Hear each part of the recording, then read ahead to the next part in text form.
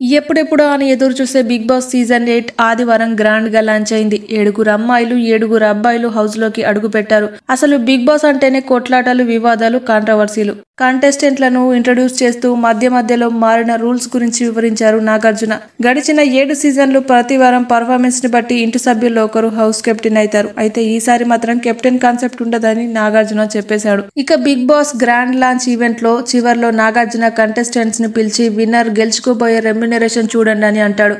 అక్కడున్న contestants curtain లాగి చూస్తే అందులో 0 ఉంటుంది. దీన్ని బట్టి విన్నర్ కి ₹1 కూడా రాదని కాదు, అంటే కంటెస్టెంట్స్ ఎంత పర్ఫామ్ చేస్తే అంత ప్రైజ్ మనీ దక్కుతుందని అర్థం. బిగ్ బాస్ గ్రాండ్ ఫినాలే నాటికి ప్రైజ్ మనీ ఎన్ని లక్షలకు చేరుకుంటుందో అది విన్నర్ కు దక్కుతుందన్నమాట. బిగ్ బాస్ మీద అంచనాలు వేసేందుకు స్టార్ మా ఎప్పటికప్పుడు ప్రోమోలు రిలీజ్ చేస్తూనే ఉంటది.